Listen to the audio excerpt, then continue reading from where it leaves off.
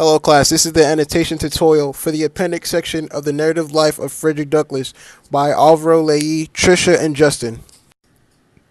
So what exactly is annotation? To annotate is to have a conversation with what you're reading, and to have a conversation with the text is to understand what it's conveying. In this tutorial, we will help you annotate in order to understand the appendix in the narrative of the life of Frederick Douglass. Here's the appendix broken down into its beginning, middle, and end. As you can see, these parts are separated from each other by distinct main ideas Douglass presents. Feel free to pause the video here to read into what we will delve into during our tutorial. In the beginning of the appendix, Douglass states Christians relied heavily on their religion to justify their use of slavery. Here he uses diction and justification to show the differences between Southern Christianity and true Christianity. He feels like the Southern slave owners misinterpret the Bible wrongly and twist its words into their favor. For example, he says that Christianity that he knows of is peaceful, pure, good, and holy, while the Christianity slaveholders claim to know is the exact opposite, which is bad, corrupt, and wicked. He then accusingly states that he hates the corrupt, slaveholding, women-whipping, hypocritical Christianity of this land. He uses present participles to describe the slaveholders' actions, who are all the while claiming beloved children of God.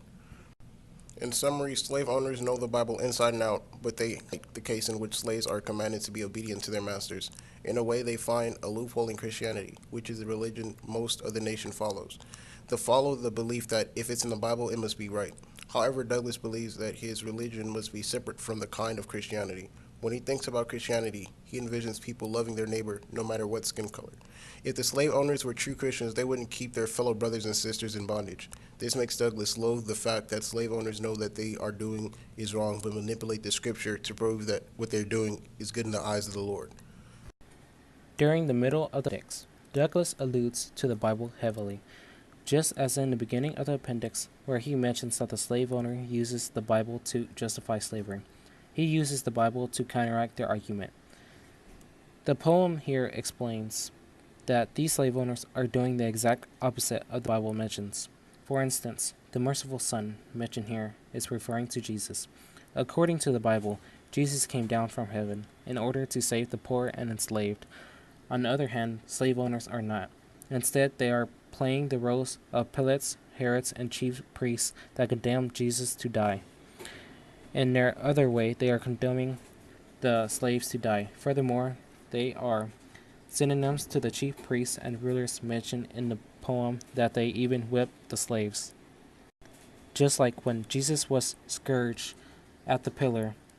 To summarize, in Douglas' eyes, men are supposed to be like Jesus, but instead they are the ones that lead the innocents to their tombs. Also, in the middle of that appendix, Douglass uses parallel structure to convey the idea that Christian slave owners are hypocrites and that Christianity is not being interpreted the way it should be. He lists what slave owners do for their religion and at the same time lists what they fail to do for their black brothers. By way of example, he states that while Christian man loves a God he's never met, he doesn't love the black people who he personally knows.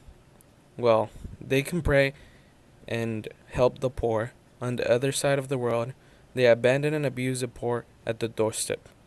These slave owners are two-faced. They will say one thing yet do the exact opposite.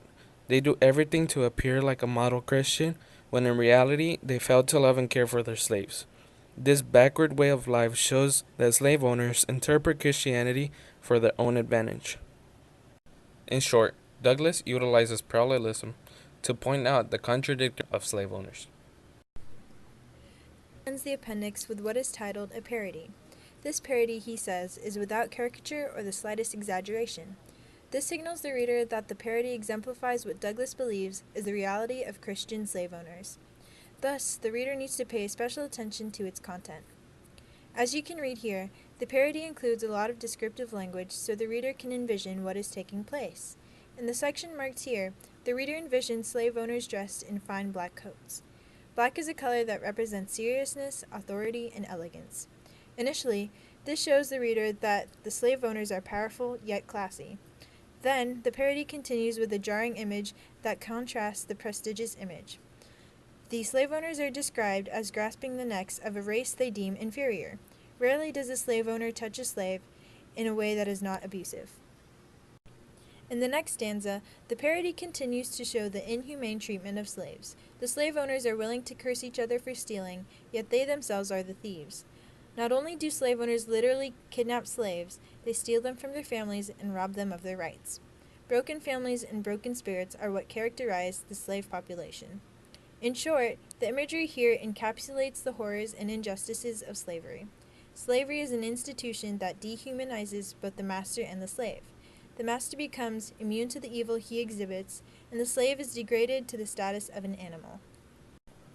Overall, the purpose of the appendix is to shed light on the kind of false Christianity presented in the South as slavery prevails. Douglas includes the appendix in order to summarize his thoughts on the mix of slavery and religion. In itself, the appendix is a persuasive device that urges the reader to join the abolitionist movement and to eradicate the peculiar institution.